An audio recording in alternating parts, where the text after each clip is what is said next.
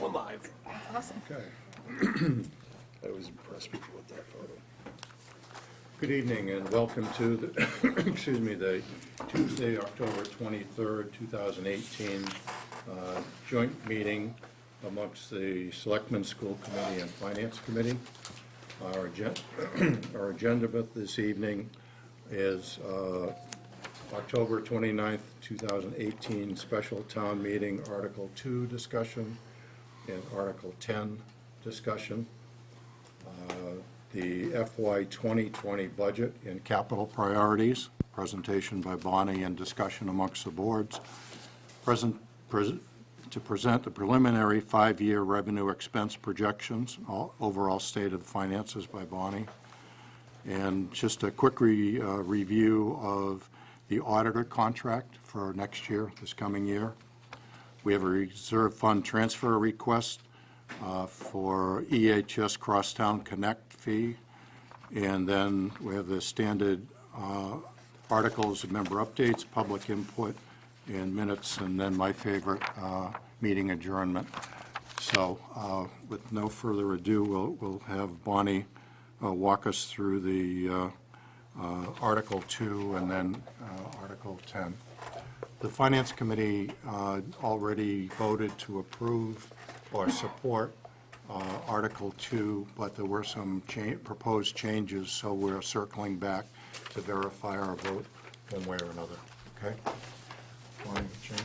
So, Article 2 is the standard article that we have for any budget amendments or transfers.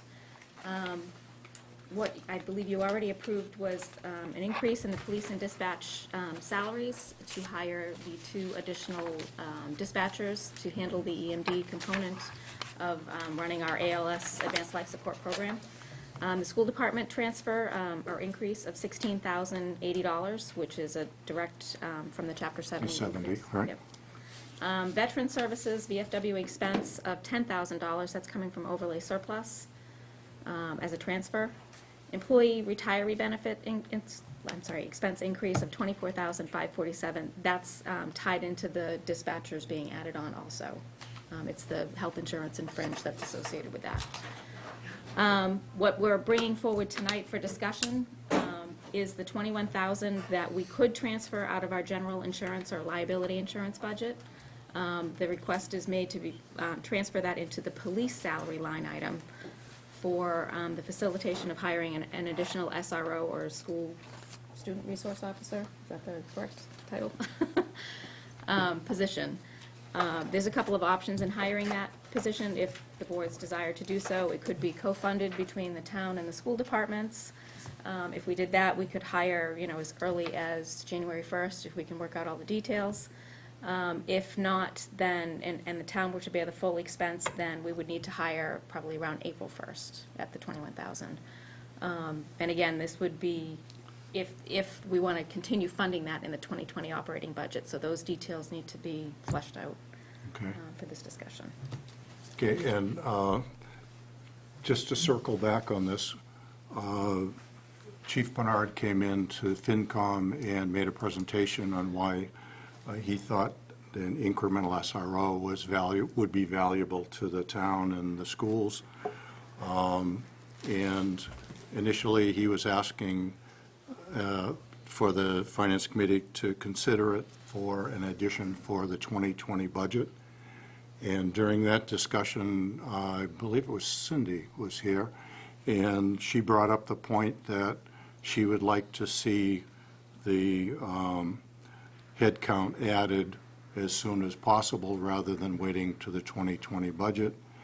And the Finance Committee took the position that evening was basically sent the chief and Cindy back to the school committee and the Board of Selectmen to discuss. And if both of those boards were in favor of it and came back to us in lockstep, then we would consider it. And we haven't officially heard back one way or the other. So I asked Selectmen and School Committee to give us their thoughts on whether we should support this or not. Packets that we sent out on Friday, because there's the emails that went to and from the school committee and the selectmen and. Yeah, You have the email from Mike reporting. Right, that school right, committee and is not I sent that out Yeah. to the finance committee so they would have the information. Right. But, it's in front of us now as a request for funding, so if Paul and/or Mike could talk to it, I'd appreciate it. In the spirit of deferring, I'd say we were gonna defer to what the wishes were of the school committee as much as we were supportive, so I think the school committee, Mike, you might wanna speak to it, had a discussion on the subject. Yeah, we did. Chief Bernard came to our last school committee meeting and, gave effectively the same presentation he'd given you guys, and we appreciated that. We had a robust discussion about it afterwards. Generally speaking, we understand the benefit that a second SRO would bring to the district. But our struggle is with, if we do it now, we're gonna make that decision whether or not that's the best use of funding in FY19 and conceivably in FY20 without knowing what our other priorities are. Right. Because our contention is that, if we do it in 19, we're gonna find a way to do it in 20. Nobody's gonna advocate for doing this for 6 months and then rolling it back out. That's just not a good idea. And I know that we would find a way to get it done from a financial perspective, but really not understanding what other needs we might have as a district, we really aren't comfortable committing now to supporting that in FY20. And we would very much prefer that the idea of a second SRO go through the same budget process that all of our requirements and needs do, which is starting now and going through our regular debate and analysis and getting towards Springtown meeting. Okay, thank you for the update. So Paul? understanding that, we're, as much as we might all be individually supportive, or most of us individually supportive of the second SRO, we're not pushing that, but I would turn to Cindy. You Right. followed up on the I topic. did, yes, I did, actually. So we fully appreciate the school committee's position, and knew it was kind of out of line to present this now. And I understand that. So I went back to Chief Bernard, who's here this evening, and I think we might have an interim compromise or solution, so to speak. So I'm going to defer to him now to maybe talk to that. Sure. Well, no matter what, January 1, I'm rolling out a project called Project Alert. It's where I take what she would have been our second SRO, Megan Wazinski, and I'm going to have her be in the school teaching. Project Alert is going to be about 4, maybe 5 weeks, give or take a little bit. If I can backfill her spot with overtime and pay her overtime on her days off, it's going to work out to about 160 hours, give or take about $8,000. I think that'll be a better use of the money this year without going out of line for the 2020 budget. Again, I'll defer back to you, how you guys think about it, how you guys feel about it. But I think that's a great way for us to roll out the project and kind of get our feet wet for our second SRO.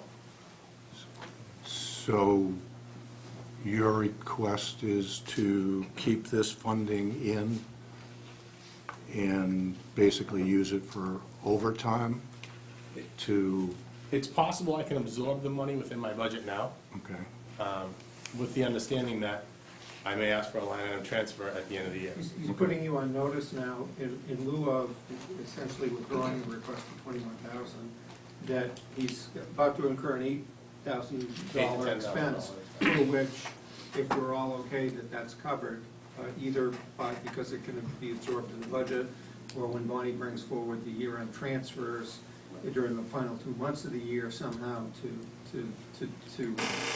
do it, but the chief does, it's something he would have done if he'd had a second SRO. It's still Okay. programmatically something he'd like to do. okay, well, I defer to the selectmen on that because, the chief works for you guys. We haven't voted I it, just found out. but I would say if this serves as putting on notice that potential deficit may occur, as the chief explained, then we may not need to address it on the 29th, at the special town meeting there, but we may well need to address it at the end of the year to cover a imbalance. Okay, It so, was certainly something that we contemplated when we, excuse me, when we essentially deferred to the school committee, recognizing that there are a couple of particularly high-value opportunities for someone who might be in the position of an SRO or have those qualifications to serve the town. And we didn't want to lose the opportunity to do those really high-value things, even if we didn't. That's fine. So what does that mean for Article 2? Means we're Does fine. that say we pull Define- the 21 Define as out? printed. Don't spend it, keep it in your back pocket. No, so our There's no vote, request. there is no request to change Article 2 from what we voted. Okay, so we're done on Article 2. Article 10, I believe, is the Fincom and Smart Sewer Project. It came, when we were voting the articles, what we deferred specifically for was feedback on the bonds and the state funding. The project financials that we've seen in the various scenarios say that we'll have $5.5 to $6 million worth of funding from the state. You guys had a meeting at the state last week. Yep. And what do we have? Sure, so that meeting at the state was with two of the governor's secretaries, well, representatives of two of the governor's secretaries. Representatives from Housing and Economic Development and representatives from Energy and Environmental Affairs. And the nature of the sewer project, it really allows us to access money from both. We hope, including through the environmental bond bill that our state reps were able to get inserted and approved through the legislature. So now, that bond bill doesn't represent hard money. We now have to go to the secretaries and get that money programmed. It's an earmark, correct? Right. So as much as I would love to tell you they gave us a check for $6 million, they did not do that. What they did do is express a significant amount of support for the various objectives of the sewer, and we're actually working with them right now on a letter of support from them.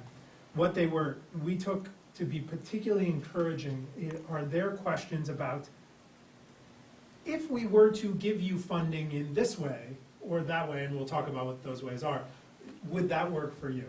And so we took that to mean that they're committed to providing that funding, but right now they're in the budgeting process for the next fiscal year.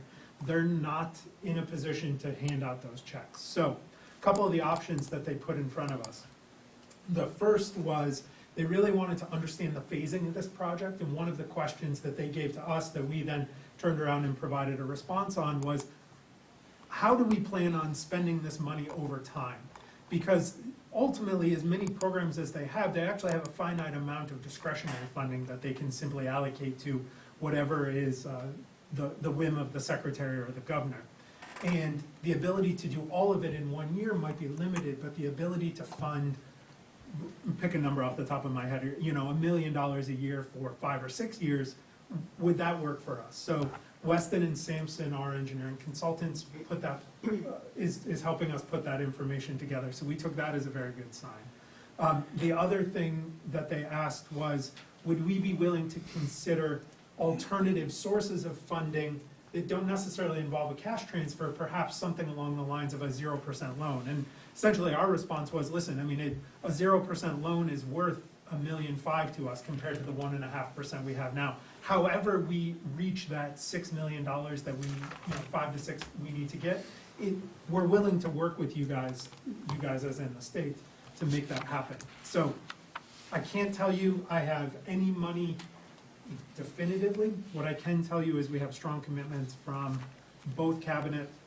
both departments, and what we heard was that our goals, the town of Littleton's goals in this project, align with the economic development goals of one secretary and align very well with the housing goal, the environmental goals of the other secretary, and they're very much working together to find a way to find it. So was there any commitment on the economic development side? Nothing that we are at liberty to say. It's embargoed news, and as soon as we can release it, we will release it publicly. That's the closest one that we're getting an answer on, Right. probably, to. Right, and, you know, Okay, so, it's, and We have a trust the week is not out yet. Timing but issue we're- or anything. Because of the Maybe. meeting time. I just throw two bits of information into the mix too, worth considering is, the reason we're programming that amount into this, the financials, is that's the norm for towns who are pursuing state programs. Defer to Kent to jump in at any point, but our engineers are, I don't mean the dollar amount's the norm, I mean the programs that fund what we're asking for, that's why they're there. And so, we're not doing pie in the sky, we're plugging in, it would be odd if we were to finance a sewer project without the expectation that we would be receiving grants from the various state programs that support these projects. And then, you know, and even within that, I think we're fairly conservative, and I'd say some of the offhand feedback we got, or I heard as firsthand, secondhand, was there was a little bit of surprise that when we were asking for $6 million, that it was for a project that was as big as the 27 million or whatever. In fact, you know, the expectation was, well, if you're asking for 6, it must be like a $10 million project. Our ask compared to our expenditure is, I guess, anecdotally low. To be fair, we Is there room? didn't set a floor at, Right, right. or we didn't set a ceiling at 6. We No, told them we would no. happily take 8, but. I mean, it was the working model for a couple of reasons. One is, it's the number that makes our finances work on a conservative model. And two, it falls nicely within the parameters of the earmark we have in the environmental bond. Okay. If we were able to get 8 or 9 million, then do you see that as just lessening the cost across the board? Or do you see that as allowing the town to basically stay where they are and have the rest of the project maintain the same financials that you've been projecting in all the different scenarios? I mean, I think to some extent that would depend on the program from which we got the money. Right now, we've got, I mean, our estimate was in terms of a maximum, I'm referring to Kenny, the maximum we thought we could possibly get was 10 plus, is that about right? I think over time, we'd like to ask for 10 or maybe a little Okay. bit more than 10. And how was that 10 incorporated into the financial models and cost estimates? If It's we, not. It's not. It's- No, I'm sorry. we Kept a lower number than that. If we were to bring in that 10, So the way right we, now, the financial models sort of spread it out across all users, is that right? the way we've structured it right now, because of some of those uncertainties, is we've left a flexible piece of the user charge system in place.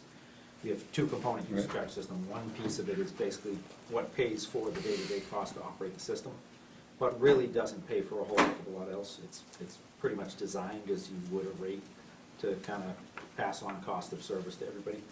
There's a second piece of that user charge system we propose, which is a debt service component, and we use that to keep in this case, to keep the betterments, the initial payments by folks lower, in hopes that over time, we can do a little bit better with either the funding or potentially the revenues from the quirk. The challenge is if we set the betterment too high and we end up making that money back, we get a problem with returning money to folks under the betterment program. But under a rate piece with a debt service number, we can change that year to year. So as soon as we find ourselves in a financially successful situation, we can drop that debt service lower or even take it away completely. Which is, the intended flexibility is we're hoping that despite some conservatism in the financial plan, we're hoping we can make that money back faster. Okay. The grants would, my suggestion would be the grants would be handled in a similar way. We would first look to reduce the user charge hit a little bit over time, and then look at other components where we would go. I think the last thing we would probably do is propose to lower the betterment, because the betterment is already throttled back to keep it affordable at this point in time. I mean, essentially, right now, if you look at the betterment covers about across the entire sewering district, about a third of the total cost. So betterment gets us a third of the way there, user fees get us another third of the way there, then grants and revenue from the system. And most of the scenarios, and there's a myriad of them, have Got it. Q, scenario Q is the last one. QX. But virtually all of them have at least some years that it's running in the red rather than, and as an enterprise fund, that cannot happen. So the town will have to figure out how to bring that back to net zero on an annual basis. So if, in fact, we were able to get an incremental 2 or 3 or whatever million in grants, I would hope that that would go against, keeping or putting the system into the black rather than in the red, as it's looking like it will be with the scenarios that we've looked at. I mean, virtually every scenario is that No way. way of hiding that, yeah. And that's okay, but, I mean, just so that it's out there, Yeah. everybody understands. And that's, and while that decision's gonna get made by those that are still sitting in the room, One foot out the door already. but that there's, the revenue estimates in our financial model are so conservative that we're not counting on, all of the things that Bob Zimmerman has been doing a great job pitching for the quirk, and all of the money that we can get from energy and from food waste and all of that. Our conservative assumptions are lowballing those expectations. So the combination of additional grant funds and any revenues that get taken in are opportunities to reduce the net impact on Littleton Right. users. And Well, one- for my money, you're properly using low numbers Right, there. oh, absolutely. Because Yeah. nobody's done this before. I know they're proven technologies and we're just putting them together and, that whole thing. But the 2 towns that this was pitched to before didn't bite for it. Now, we are, and I think being conservative is absolutely the right way to go on that, for that very reason. If we get a surprise and this thing is the best thing since sliced bread, we'd stand up and pound our chests. But if it doesn't, The fact, We're also gonna if I have could, to- Fred, the fact that it is the innovative approach, first time that a community has taken all of these proven technologies and packaged them into this smart sewer approach, the quirk system, is precisely what is giving us great optimism that the state will reward the effort with grant funding. And we think whoever the community is that goes first will get the grant money. And we think there's a lot at stake. We haven't reported it widely, but the environmental affairs loved the program. Bob Zimmerman has been preaching this gospel for years, and they were already converted. Yeah, the undersecretary went so far before we started to make our pitch to say, I'm already on board on the technology, I'm already there. Yeah. Didn't need to be explained. Loves the project, and it's just, it was a matter of the mechanics, that they didn't ask us for the specific, they did not quiz us about the specifics of, will it fly, Orville? They were quizzing us on what does our cash flow look like. And so that they could- didn't want Bob well, attacking him again. That didn't stop them, yeah. That they were taking they were really melding 2 processes, ours for, going out and doing our borrowing and how we're gonna come up with the money, and their own internal processes for how they program the capital money that they have over a number of years. So we were getting into the specifics of, well, how much do you need in a particular year so that they could program it? And also the scenario, well, if we couldn't give you the cash at a particular time, what about a lower interest rate to reduce your costs? So we were getting, and Down to for that that, minutia, for that yeah. discussion, we were, we thought that was the best discussion to be having. We didn't have to sell them on the product. The other question we got that we took to be very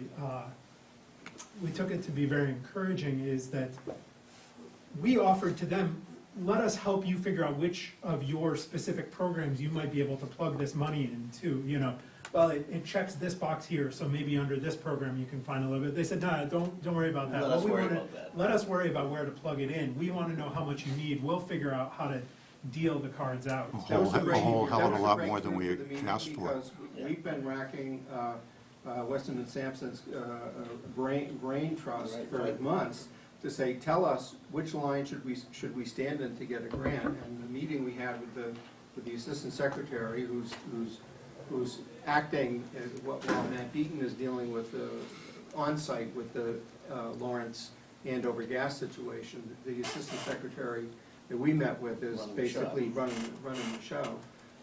And that he was saying they'll figure out the funding source, we figure out what our cash flow needs are.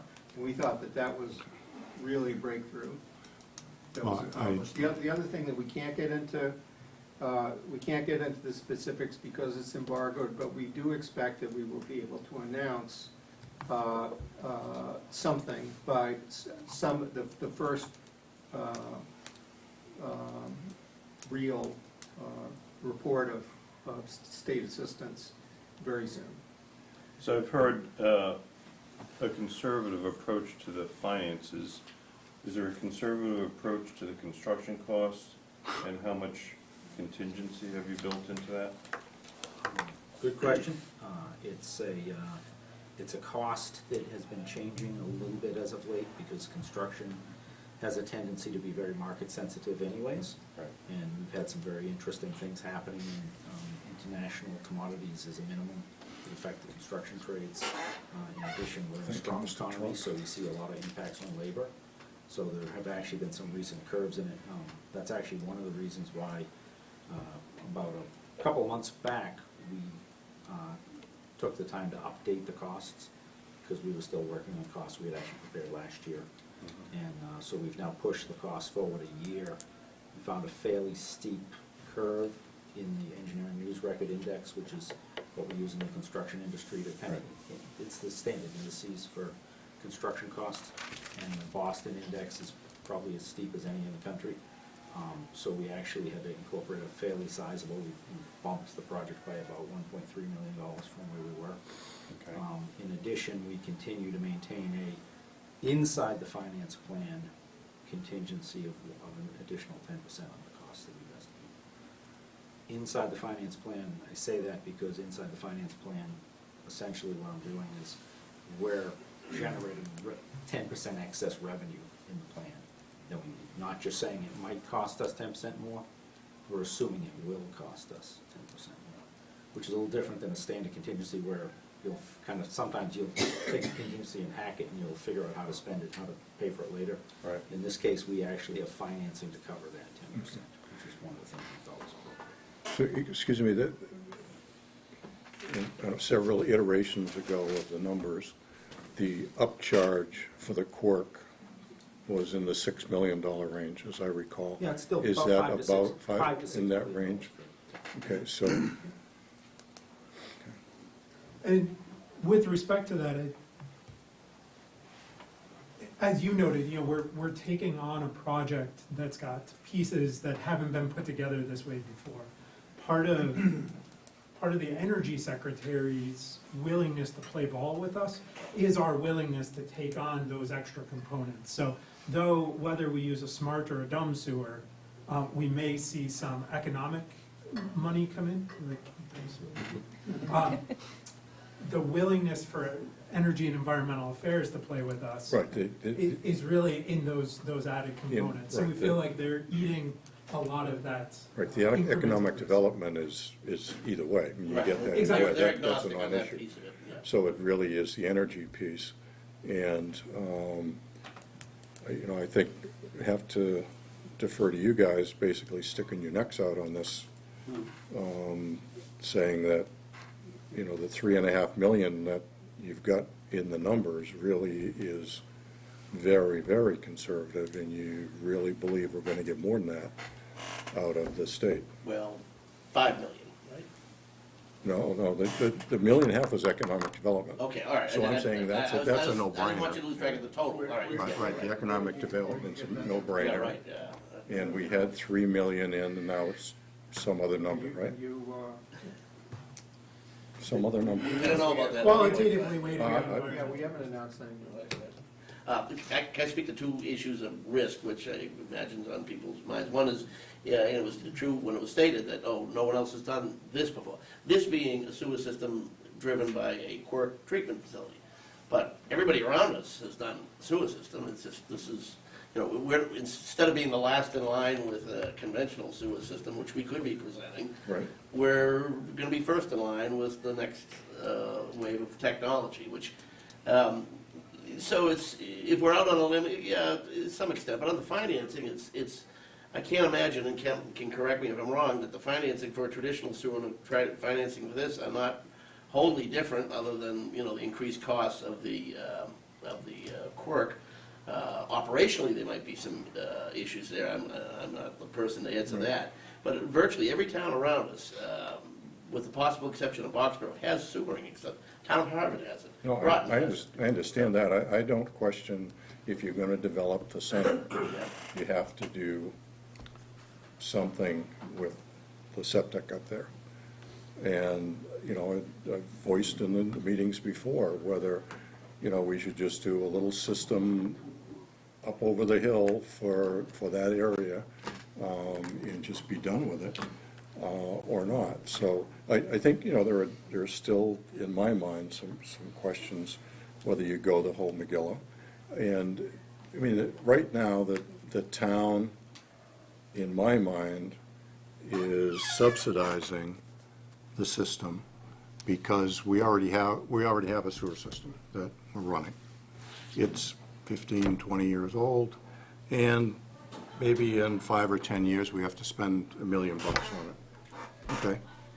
In order for me to sign up for the quirk, the town basically is scheduled to, even with the housing plugged in, is about a $1.7 million hookup fee, plus $300,000 worth of Chapter 90 funds, which I really don't understand when you have a $20 million project, why you have to pull Chapter 90 money away from the planned road plan to work on it. And that's a nit, but I really don't understand that piece.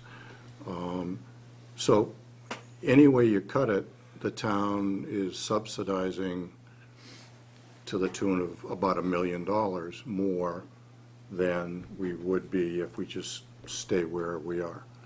Even if we use Kent's numbers of refurbishing the system with 800 and something thousand, plus another 250,000 for the leach field.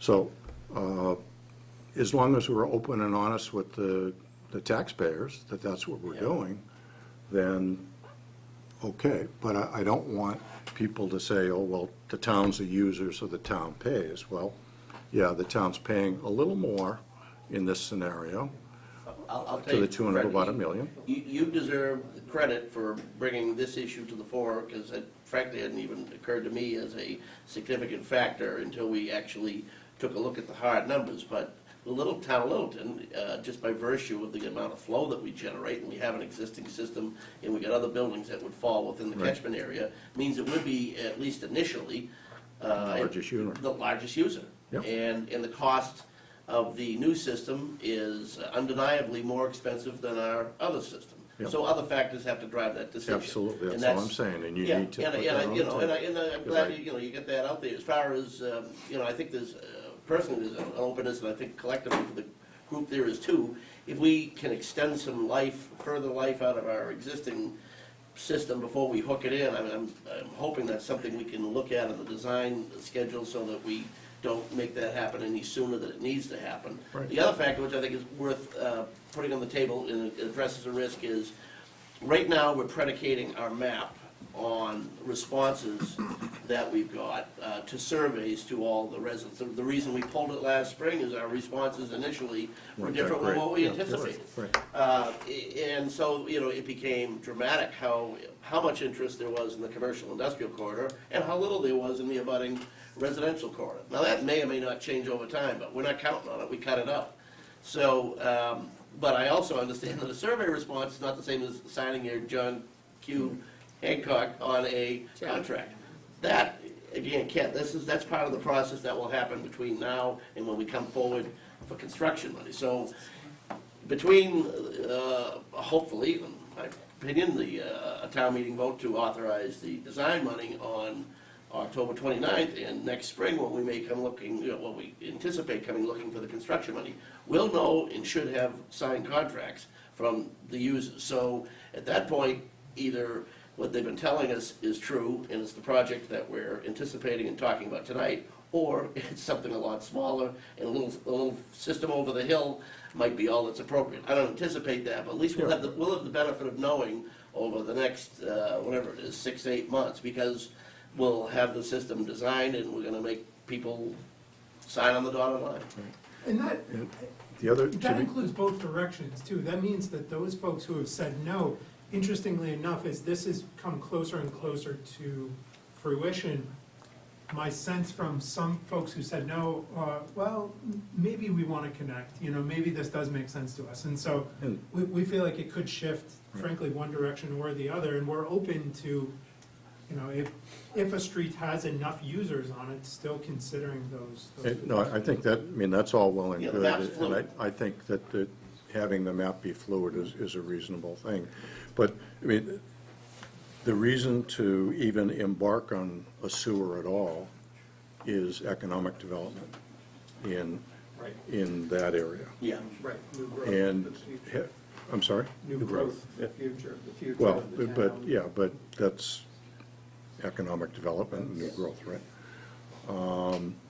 If you say that's the case, then other than the master plan kind of sort of pie in the sky kind of layouts that we've all seen, and Mike Belden's group obviously is very much in favor of this as well. Have you guys done any back of the envelope new growth, straw men that could, again, make the voters more comfortable that this is what this is likely to return over this many years? We have, the Fort Point and working with the Master Plan Implementation Committee has looked at, They're the other consulting group. they're the other consulting group that's working with the Master Plan group, looking at the above-ground component. We put the sewer in, that unlocks certain things, Right. and then the I zoning question is, understand. what do we want to unlock? We'd and what have do we wanna Mike's leave that? 2-hour dissertation, so, yes. Right, exactly. And what those, based on the scenario that seems to be I wouldn't say true consensus, but the most likely scenario going forward, the economic growth potential in the common, which currently brings in terms of property tax revenue, really only about $250,000 a year.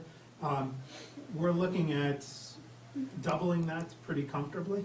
In fact, one of the charts that was up at the master plan hearing, we didn't, it was almost like we asked for it, but there it was a for instance.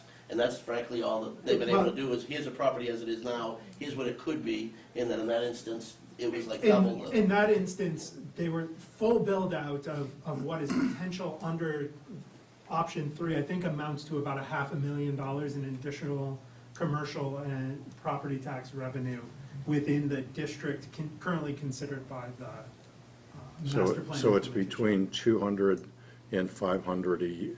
Well, I was being conservative by saying it would go from 250 to 500. Their projections actually put it well north of 500, closer to 750. Essentially getting us not quite to what the point has generated, what are they at, 1.2 or something like that, but on par with what the point. So it's about 3/4 of what the point, in a pie in the sky? Yeah, well, That's I sort don't of know the if that's pie in upper the end. sky, In but tax it's- revenue, It's, period, right. I'm not sure whether that number is conservative or hopeful, but we do know this, it's very hard for anybody in that business to pin anything on it, because you don't know what individual property owners are actually Oh, gonna no, do. I understand that. You can guess what they now could do and then extrapolate on that, honestly, that's what these folks are doing. Okay, but if you stand on the bridge and look at the point, that generates 1.2. and you turn around and you look up Great Road, and you say, what Great Road looks like now and what Great Road looks like in the future is close to 2/3 or 3/4 what the point looks like. So there's a hell of a lot has to happen in that strip to realize anywhere near that kind of revenue. So, I mean, it's, Absolutely, I don't think there's any debate on that front, that there's a lot, but none of that is possible.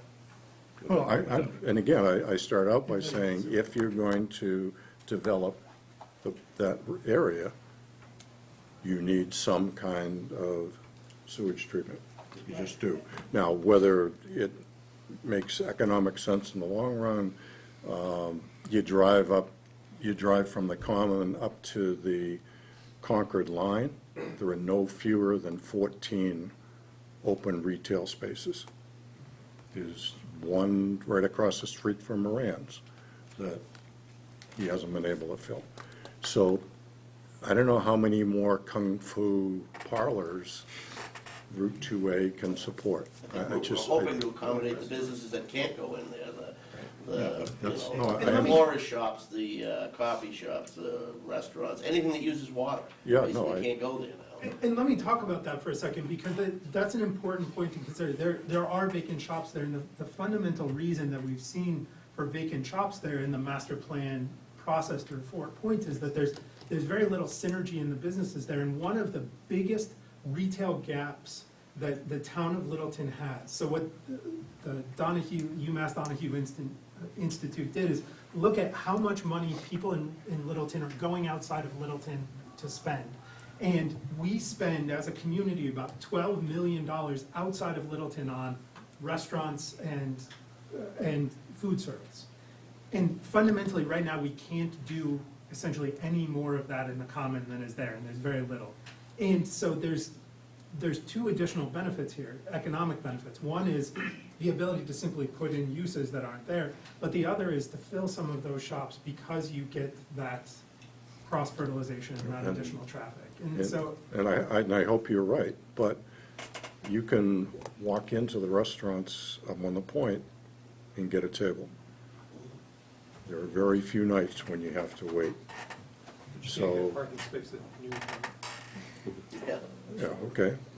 So, Well, like I said, I I don't think hope we're it's presuming right. to make the market, to dominate the market, but we're gonna give the market more options. Because right now, a lot of things that don't happen there because they can't happen there. Yeah, no, And, but again, back to, to the extent, this is all an important discussion, but it doesn't affect our numbers to this extent, that none of our numbers are predicated on getting any growth on that. That, I think, is what we expect in hope, and that will benefit the town in the long run, but it isn't required for this to be financially stable. I've been yapping away here. Anybody have any other questions or? You pretty much hit all the things I was looking at. Okay.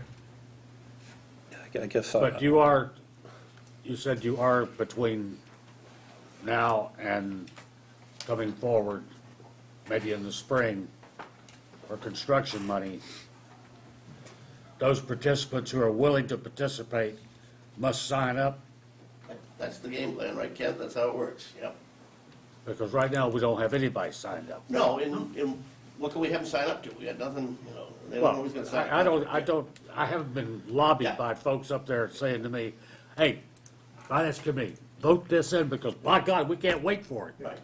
You're absolutely correct that in terms of what would we need to do in order to be able to go forward with construction funding for a sewer project, we would need to know what the costs were, because we would have designed it, and been able to have binding commitments from the affected property owners. So this is your cost, these are our costs, so this is your share of those costs, which would then be assessed as betterments and paid out over time, 10, 20 years, whatever Well, is that's- determined. yeah. So that, but that information we we would need to know and we would need to have in hand, I would say, in order to go forward with the construction borrowing. Maybe Keith, Ken, could you just speak to if we got an affirmative vote on Monday, between that and town, before we went back to town meeting, what would be the boxes we check in terms of activity? Design, signing people up, what? So initiation of design is probably the biggest one. One of the things that we're trying to do is move forward with some of those more esoteric sections of the quirk. Kind of, Fred, going back to your point about the appropriateness of our conservatism, we'd like to weed out the details of those pieces that are a little less proven first. At this, not unproven as technology, but unproven at the scale that the community Right, wants to do. that's that. my concern, And is really that you're work putting those- in a pilot plant. That You're not would- putting in Yeah. a Boston-sized septic system. You're putting in a pilot. That would cut the size in half from what we were looking at last. No, I understand that, but in terms of a process plant, it's a pilot plant. It really is. The key reason that we want to do that, though, is so that we know also more about the cost. Because I do feel like right now, that $5 to $6 million number we've carried for that is because there's not a lot of folks building prepackaged systems in the size we need. Right. We've got to kind of customize that system. Our hope is that the market is coming along such that once we get in there, we can actually identify someone who might package it, bring it in a canister system or something from off-site. That traditionally has resulted in significantly lower construction costs if we can buy it modularly. So that's one of the key factors that we will actually work on the technical side.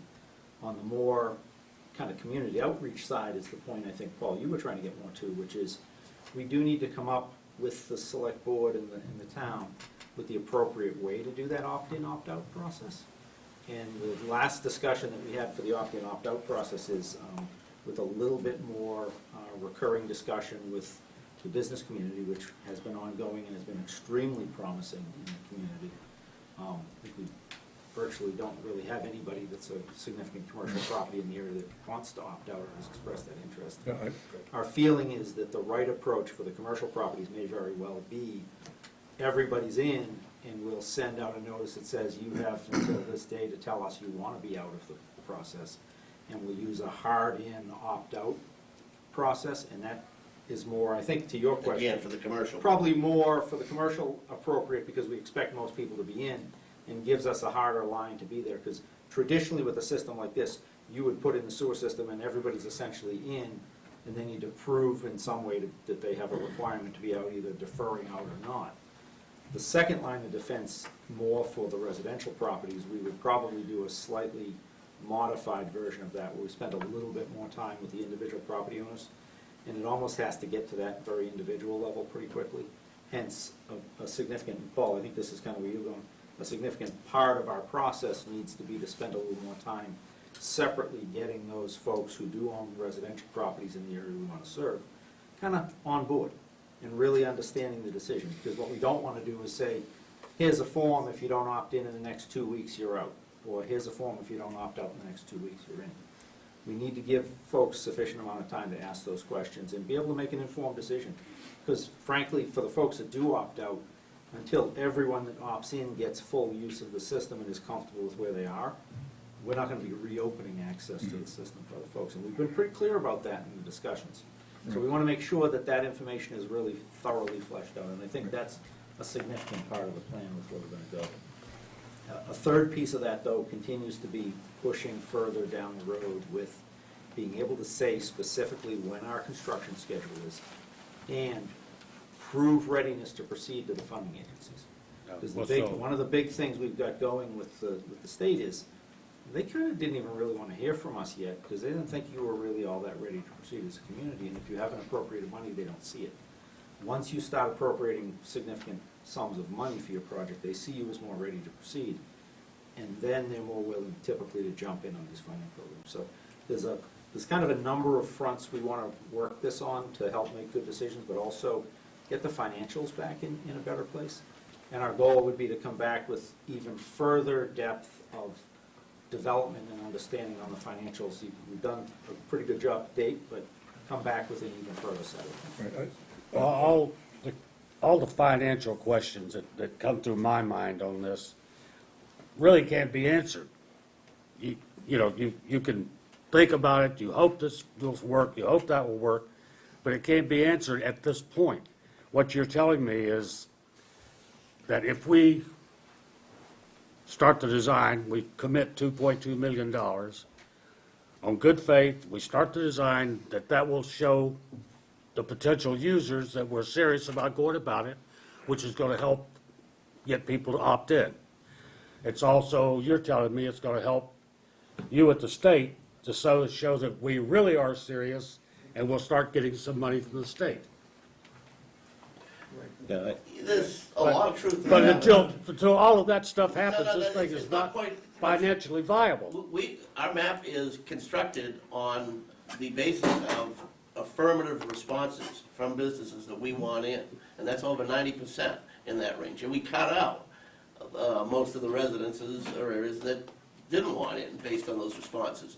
And That's- survey responses that had real dollar values attached to them, right? It Right. wasn't They were just, told what the do you cost want a was." sewer? Everybody wants a sewer, of course. We gave them, here's how much the betterment's gonna be, here's how much the connection costs. We even estimated how much their individual costs are gonna be, because they're gonna have certain on-site costs that they're gonna have to bear to connect, because we wanted a real response. And if the answer was no, based on the dollars, we wanted them to have real dollars in front of them.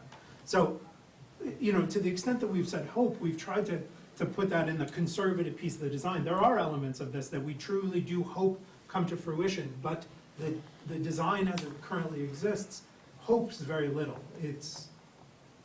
We're confident that what we've put together is technically competent, financially solvent, and a good plan for the town. And We based on also real hope, people. and based on real people. Now, we do hope certain things come to fruition, because that only helps us. But there's less hope than there is sound engineering and projections in this. So I have a question on the article itself, I guess, and maybe Ken can talk to this, but it's to fund approximately $2.2 million for design. I assume that's 100% design and bid documents? Yeah. Okay. And then what do you need design-wise to go back to the state to show them that you've got a viable plan to secure funding? Schematic? At different state, yes. So the basis of this schematic design, which we've kind of got a schematic, we got a concept design right now. We've done enough conceptual design that we know where pieces go, how much of things, what distance of pipes we're gonna build, how big things are. This takes it to the next level, and the benefit of getting a schematic design to that level is we can actually do a little better job of pointing the estimate, the cost to construct. That's about 30%. Yeah, right, and we can definitely get to that point. At some point, in order to go to the state for real funding, they actually want essentially 100% design, Okay. before they'll approve our final application for funding, for instance, under the SRF, the low interest loan. That's always a requirement. But not Mass Works. Right, MassWorks and EDA, if we chase EDA, and some of the energy funding programs, they need a lesser degree than that, but they still want to see some development of where we are in the program. We're comfortable that we can do that piece relatively quickly to get that design development essentially piece done, so that we'll have enough information before we come back for any additional construction discussion. One thing I would say is, that's not gonna spend the whole $2.2 million. Design development, no. Before you get back to construction, we will not have expended all of that. Right. That's for sure. The one challenging piece that we do wanna do, though, is we wanna get out and do some reconnaissance out on the streets, and actually do some exploratory test pits and soil borings and things, to try to make sure that the soils are what we think they are, and other things. We've done some preliminary stuff on that already, and it looks pretty good. Okay. We're gonna advance things like that. That's another piece that has some risk associated with it. So that's included in this 2.2? Absolutely. Okay. And there's also So it's some, more than just permitting, design? there's permitting money in there too. There's a little Okay. bit of, a couple of other little things in there that need to be done. Some survey work, some administrative cost, yeah. I mean, the other thing that needs to be tied down is the business plan for what I call a manufacturing plant. It's one thing to have, the sewers run down the hill into it. It's another thing to find the grease and the food waste products and to have contracts with those people.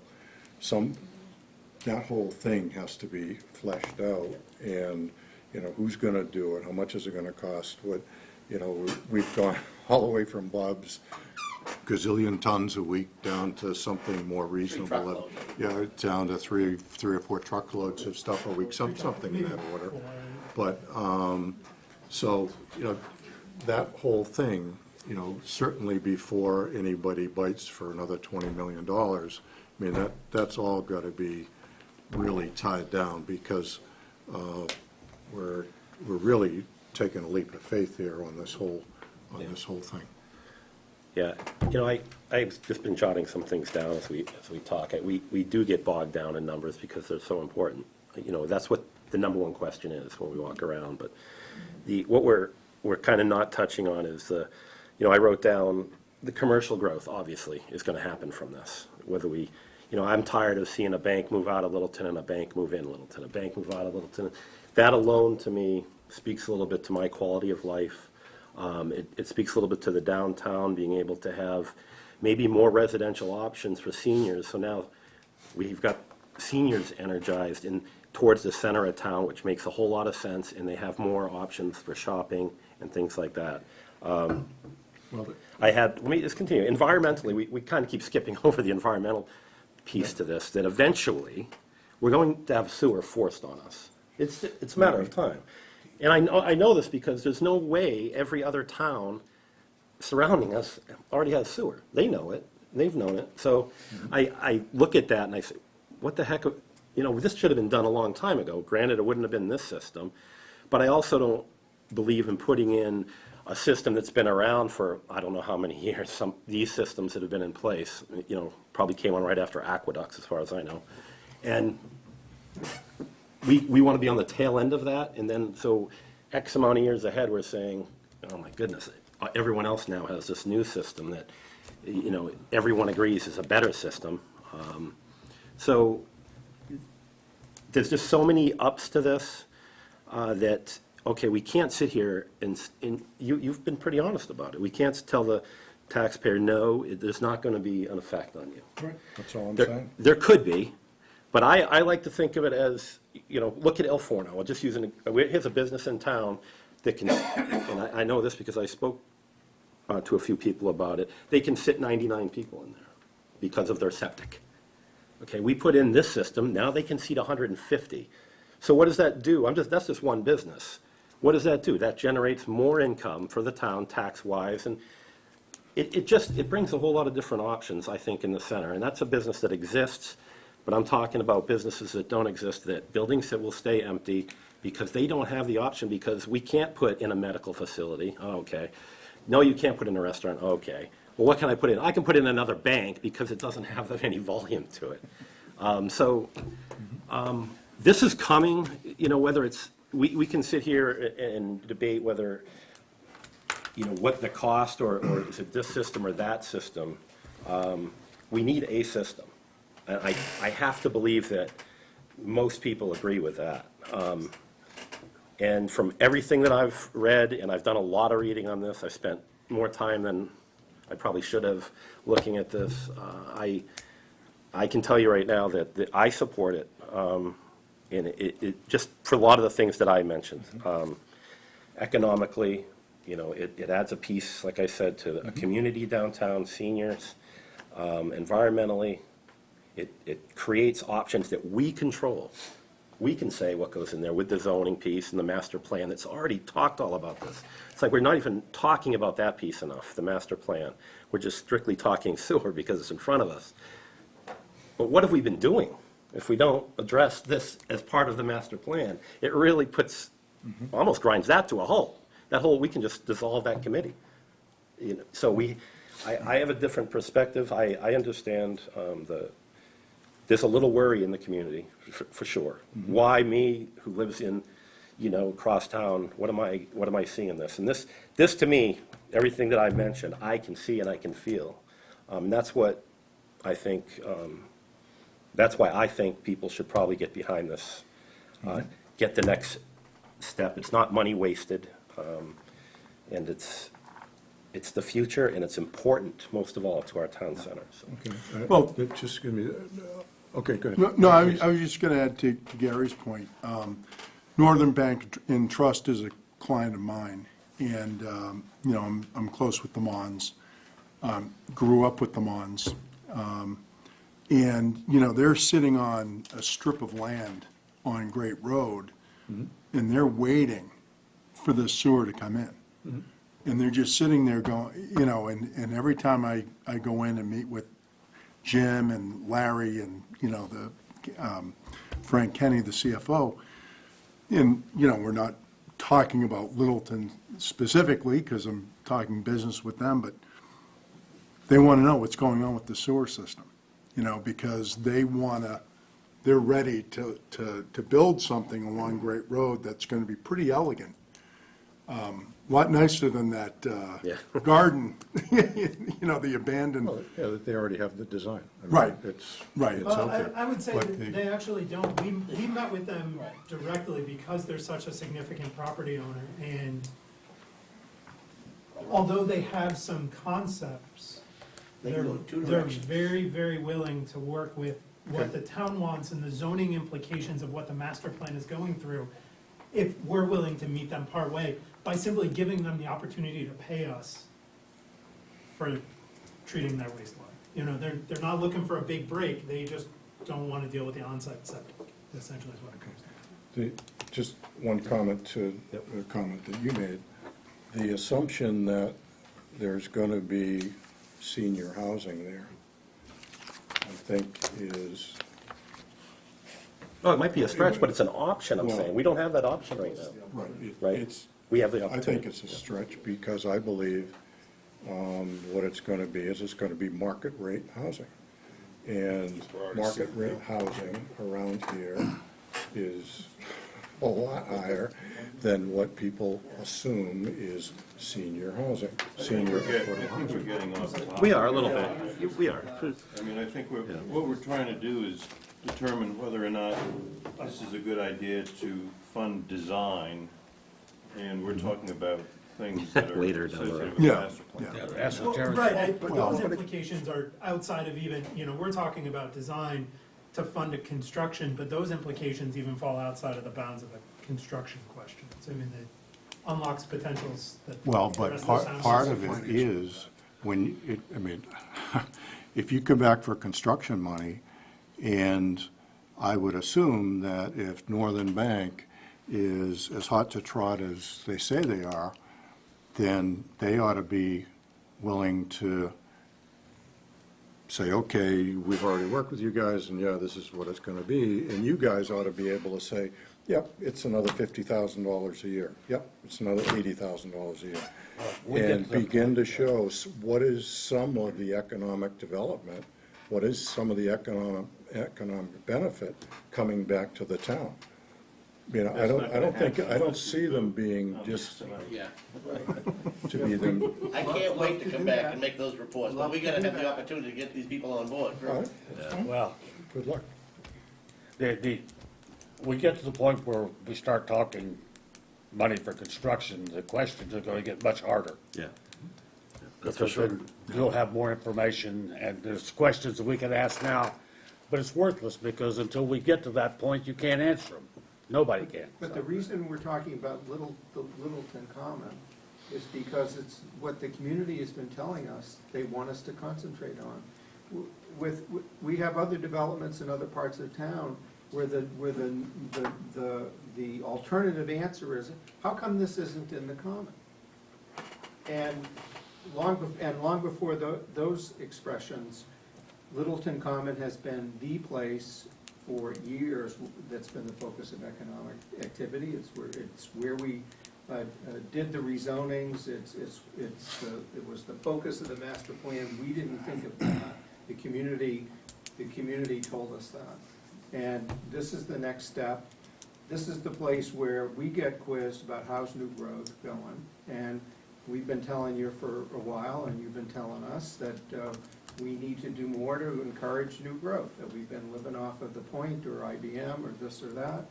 And so we're being proactive in doing something. So would count on your support to fulfill what you've asked us to do. to fulfill your wishes. All right.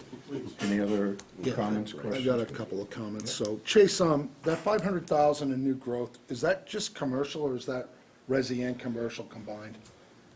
My recollection is that that is just commercial, but don't quote me on that. I do know that it was just property taxes. It didn't account for the couple hundred additional jobs and the cascading effects of that.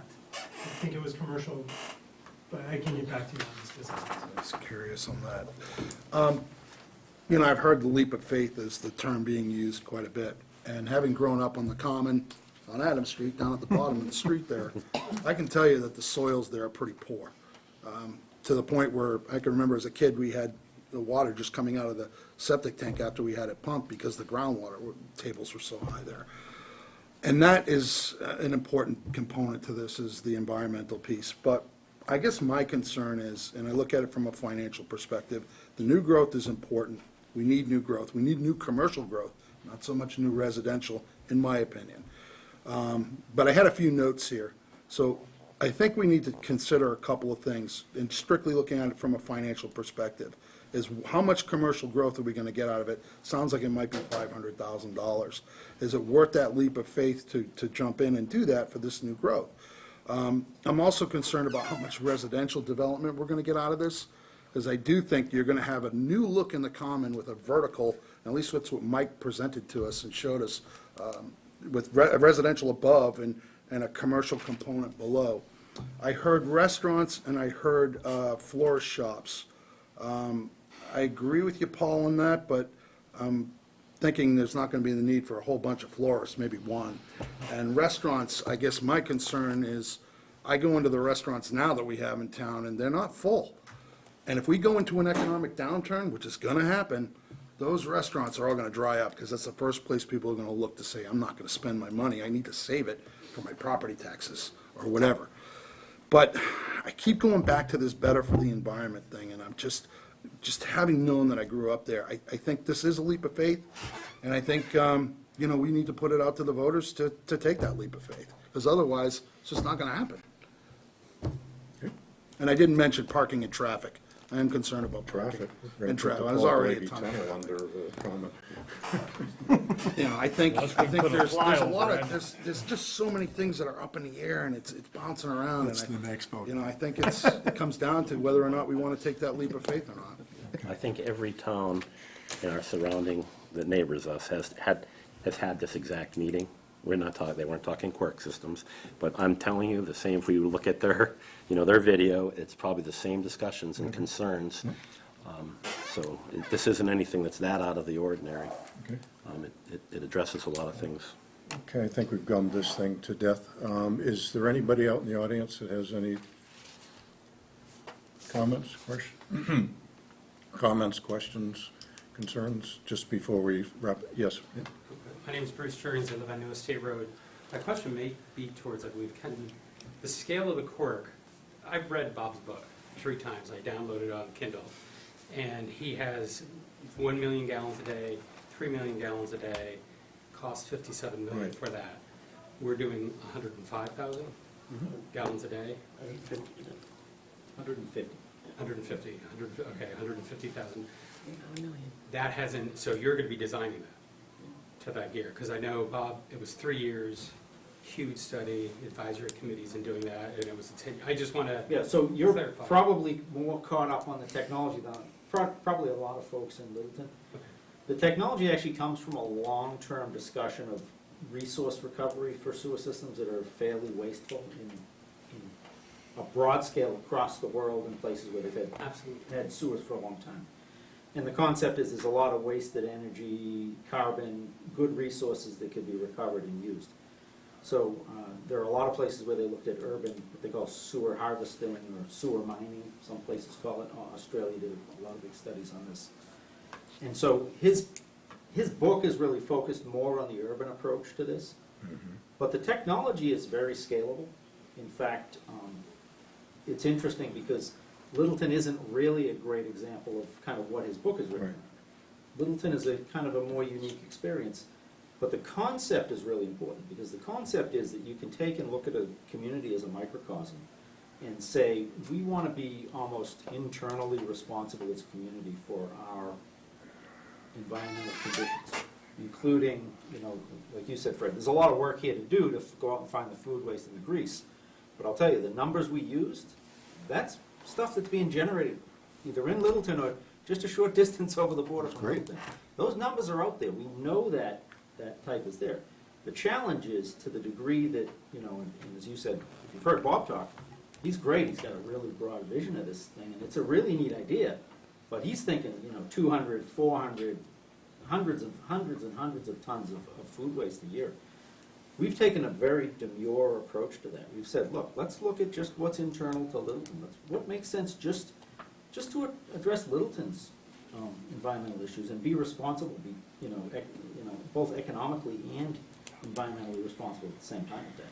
And so we've actually scaled that concept down quite a bit. Hence, if you read the book and spend a lot of time in the book, you won't see it describing Littleton's system, but you will see the discussion of all the resources that are inherently in wastewater, and the concepts are all there as how we apply them. They are readily being built at the right scale that we have to build them at in different facilities. I think some of you gentlemen pointed out, we just haven't seen someone else build a system that had all these components in place right now. And as Keith said, there's an interest at the state level in seeing someone be successful in doing that. Littleton is in a unique position of being able to move that forward.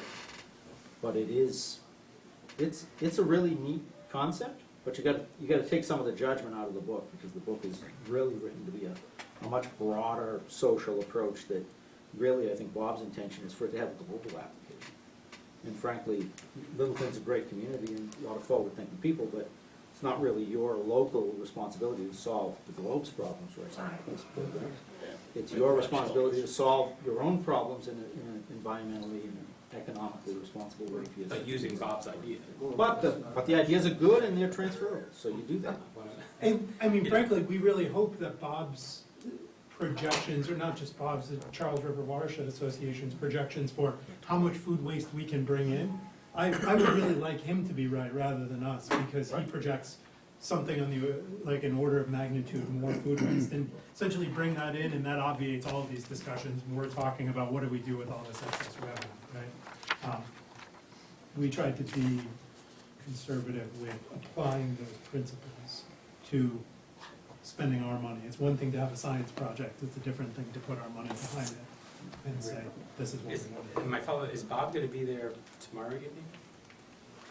I would expect so, but I don't know for sure. Keith, you know what it is? I think that is. Because the question I had is in the book, and what caused me to think this way is Paul had mentioned, I think 70 tons, is it 70 tons a week? Right now, 70 is a number. Because I think that's what Bob put forth in the Fort Point, his Cork 1 and 2, the theoretical prototypes down at Urban Boston. I think those ideas were 70, I thought, with that number, right? And I could be completely wrong on that, but the only reason why I brought that up in scalability is I could see the scalability, going from 1 million or 2 million gallons a day down to, and I said 105 clarification numbers. The number stuck in my head, so it definitely came from him. Now, whether that was from an earlier And iteration. I'm not sure, again, I'll. Okay. Yeah, just clarification. Well, the scale, though, follow remember, up with 70 Bob numbers tomorrow, only- follow up with Bob tomorrow. Consider this, though, just in terms of what 70 tons per week looks like, a single grocery store generates on the order of several hundred tons per year. So we're talking about, if we only collected it from grocery stores, a few grocery stores contributing to the 70 tons per week that we needed to operate the system. And that doesn't include the food waste available via restaurants, via hospitals, right? A lot of other scenarios where that's. Mr. Chairman, I think this has turned into a design charrette. Can we kind of close Make a that? motion? Make a motion that we vote on the Article 10? Okay, anybody want to make a motion on, vote yes or vote no? I'll make a motion that the Finance Committee vote yes on supporting Article 10, the Littleton Common Smart Sewer borrowing. Second. We have a motion? Second? Second. Second? Okay, all those in favor? Aye. Opposed?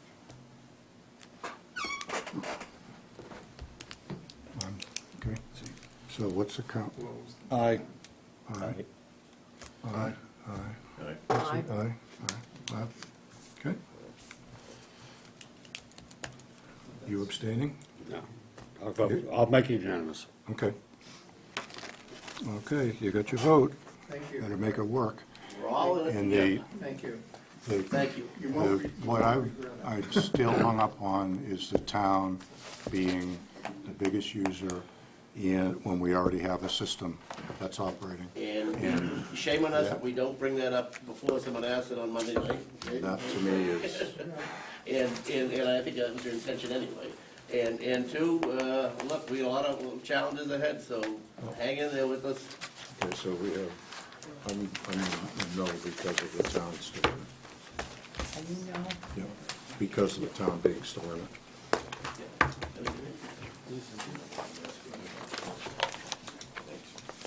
Okay, moving right along. Yes. Bonnie, just give us an update on the budget. Sure. I'll start with just the 2020 budget and capital priorities discussion. So the Board of Selectmen did review their goals for fiscal 19 in crafting the directives for fiscal 2020 planning. And they did previously identify a couple of priorities within that list of goals. So I just wanted to review them again and make sure that everybody understands what they are for the 2020 budget cycle. The first one is the master plan implementation. The second is the smart sewer. The third is funding for open space acquisitions. The fourth was VFW support. The fifth was addressing opioid addiction programs. And then following that was the Munis software implementation, meeting those needs. And the board also discussed Chief Kennard's presentation on adding a second school resource officer. There are a list of numerous goals that can be found on the website, but I just wanted to make sure nothing had changed, if the board had any I don't think we've changed any of that. other items. The budgets are not in yet, that we do the end of the month, but just want to make sure I hit them all. Everybody had pretty limited lists, which was good, means they're giving some thought and whittled it down. Perfect. Okay, so with that, I guess I'll just jump into the 5-year revenue and expense outlook. So.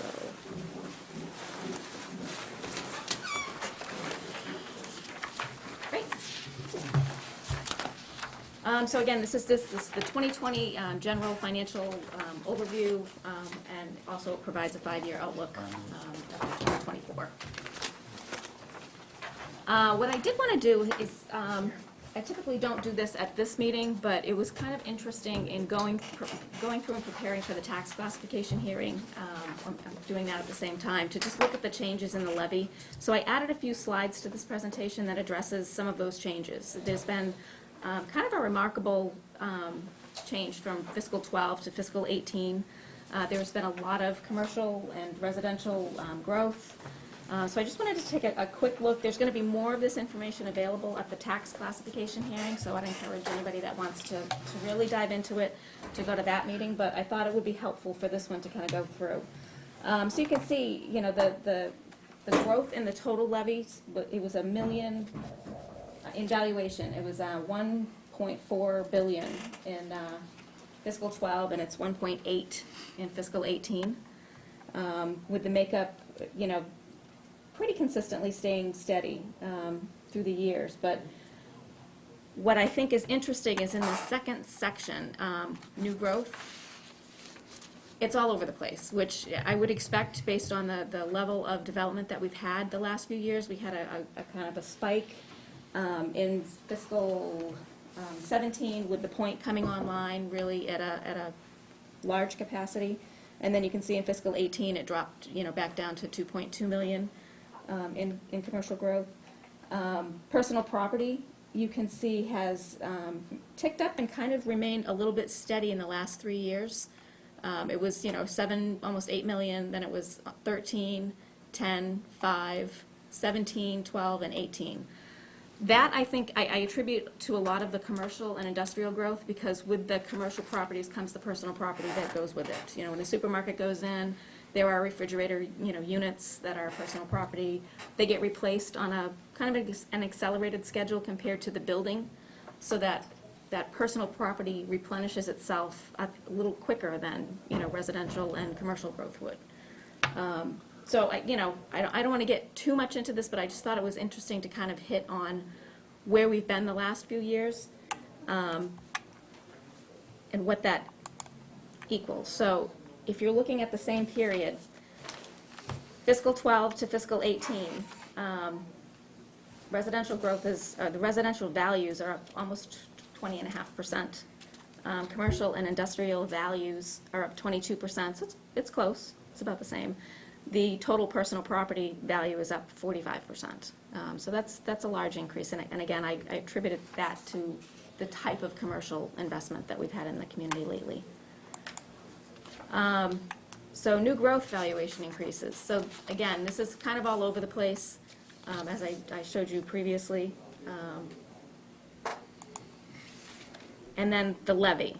So you can see from fiscal 2012 to 18, the changes in the total percentage of levy growth. Again, 17, we had a large increase because of the commercial component coming online with the point. That was our highlight. It dropped down a little bit in 18 to closer to the norm of the 4s that we saw from 12 to 15. So what I pulled out of that is from fiscal 12 to 18, the total levy increase was about 9.7 million, or 36%. It averages out to about 5.23% over the period, with the notable increases in fiscal 16 through 18, with all of the both commercial and residential growth that we've had recently.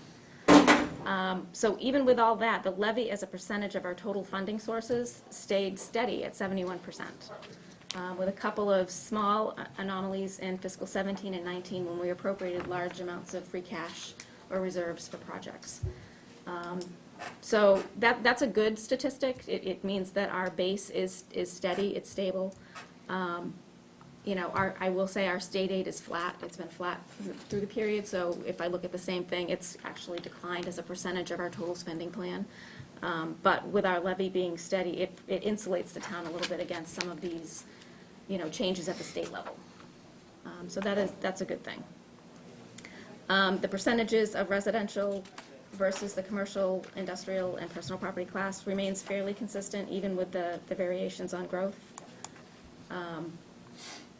So in looking at this going forward, I can look at things that are in the pipeline for permitting, over the next few years. They do change year to year as developers either accelerate or deaccelerate their projects, depending on sales. Things accelerated a little bit this fiscal year, but we're doing a 5-year assumption, so years 4 and 5 are our best guess based on what could happen. Things probably are not in the pipeline for years 4 and 5, so we have to make some. Well, we'll see all the new growth from the common in year 4 and 5. Article 10 hasn't passed yet, so. You better. You better. We'll all be gone by then. Might take a little longer than that. She set you up. So within these projections that I'm going to show you, I am adhering to all of the adopted financial policies, so they're included. Any reserve requirements are in the assumptions, they're already programmed, so we're covered there. So for fiscal 2020, we're looking at a recurring revenue increase projected at about $1.8 million, or 4. Excuse me, just, is it anything going on with school aid? I mean, any sort of uprisings from the, schools around the state trying to get the state to There start was being an realistic attempt in here? the legislature to take another look at Chapter 70, the funding formula, and it died on the vine, as it typically does. So no, unfortunately not. And Even with the teachers union, not well, pushing, no, I it's just- mean, Oklahoma and Kentucky had some luck, but they're starting at a much lower baseline than we are. I appreciate Bonnie's point that, because that's something that we circle back to. The level of funding of local aid is, we're very fortunate that it hasn't choked us yet. Right, right. And it's, we're very fortunate. Some of it is based on our planning, but some of it is just being fortunate, the new growth and stuff like that. Right. But that's gonna come to be the driving issue, I think, at some point. The realization is we're gonna have to deal with it, there's no Okay. question. Or it's gonna get resolved. But it's same old in your mind for the next foreseeable future. Yep, as far as I know. Okay, thank you. So again, we're looking at $1.8 million in a recurring revenue increase, or it's about 4.08%. Primarily, that's coming from the levy. It's not coming from state aid or any other local sources. The 2.5% increase is about $948,000, and we're looking at $689,000 in new growth. It's down from 2019, which we're estimating at almost $1.7 million. We found that a lot of the projects that we had spread out between fiscal 19 and 20 kind of got pulled into 19 because they're selling. The projects are selling faster than originally projected. So we're going to have to monitor this $689,000 based on the permits that come through in the spring to see if there's any adjustments that need to be made. But that's the number that we're holding right now with what we know we have in permits. Bonnie, what's the mix on that? 689,000? Right now, it's mostly residential. We have a boom going on right now. Yeah, no, I mean, Turkey is, Yeah. he can't build those things fast enough. Gonna keep trying. We are projecting about a 5% increase in local receipts, about $195,000. We've seen, increases in excise. We made a big jump in excise last year, but, still another small increase for this year. And the meals and room tax has kind of grown with the establishments that have come into town now. Bonnie, I just had a question. So you put in, what are you plugging, 4.17% increase for the levy increase? You probably don't know off the top of your head. Just going back, when you were predicting doing the same thing for 12 through 18, and you're usually pretty conservative with these. So I'm assuming that every time you did that, these came in higher? Yes, because it's so much easier to go back and add than it is to cut. Yeah, okay. So I guess I didn't ask why, we're going back to 2015 levels of growth, levy growth. You said that's based on, What we have in the pipeline. that's The period. point's basically done. There is one more phase up top, Yeah, but there is. he's hung on sewer. Right. They're gonna hang Right? me. I'm sorry? And yes. Okay, thank you. So we'll monitor that as we get, like I said, in the Yeah. spring, I usually get a better idea, then Roland gets all of his, Okay. his permits. We've level funded net school state aid and level funded the non-school state aid. Again, that's consistent with, what we've had in the past. Yeah. We had a slight increase this year, that's 16,000, which is, so I think keeping it level funded at this point is the best, the more prudent practice. Non-recurring and other revenues. So we're going to plan on using $1.3 million in undesignated fund balance, which is in adherence with our financial policies. Most of that's going to be made available for the capital planning or reserve use at $1.2 million, and about $93,000 will be added to stabilization as part of our reserve management. That's the policy Yeah. percent, yeah, okay. Correct. So again, $1.2 million available for capital planning or reserve, so it doesn't all have to be spent on capital, but it will be available for that. There is a $354,000 reduction in transfers from other available funds. This is debt service offset, so when we pay CPC debt, community preservation debt, we do a transfer from community preservation funds. So as those types of accounts get paid down, the transfers needed are less. So it's not an impact to the budget, but it is, showing that it's a decrease. So in the revenue forecast, I've just printed the summary here. So from fiscal 19 to 20, it looks like it's a reduction because we spent $58 million in fiscal 19, and in fiscal 20, we're looking at $55 million. Primarily, that's because this undesignated fund balance use, we put in $3 million. We spent $3 million, I'm sorry, in putting it into reserves. So if we do that again, it will reflect here, it's not an impact to the operating budget. That was more of a capital spending plan. So what am I looking at for 20? Just to start the projections, we don't have all of the budget requests in yet. So this is just me rolling forward a level staffing budget scenario and seeing what that would look like. So operating expenditure increases of just shy of 1.3 million or 2.68%. The town operating budget increase is 319,000 or 3.54. It includes all steps and COLAs. All the collective bargaining agreements are in place. On the school appropriation increase, I did 700,000 or 3.54. It's the same increase, just to roll it forward. Level funded the use of reserves or other funds compared to fiscal 19. I do have a technical school assessment increase of 69,802 or 13%. We'll have the student enrollment in the next, 2 weeks, really. We should have an idea on what that assessment comes through at. So that's just a placeholder at this point. Other charges in facility and infrastructure, $114,000 increase or 3.66. This includes roadway, public facilities, non-departmental types of expenses. Employee retiree benefits increase. This is kind of a false low. It's 314,000, almost 315,000, or 3.28%. It's lower because this year we appropriated an additional 696,000 to OPEB. So It's given us some It's- yeah. elbow room this year. So, and I would point out that, again, these aren't requested amounts. This is just a scenario that I'm using to roll the budget forward. The requests will be due the end of this month, and then I'll have updates from there. I have a question while Mike's here. What's been the trend of the student enrollment over the last few years? Have you seen a trend up, down, flat? Slightly up. It's slightly like 1% like up? I wouldn't even, I'd have to crunch the numbers, but 8 to 12 students trending upward. What happens is that we see grades that go up, like last year's incoming kindergarten was like 137. Yeah. 147? But this year's was back down to 125. Got it. So it's not it's not like we're creeping up and we stay there, and it flows with, as it has normally done.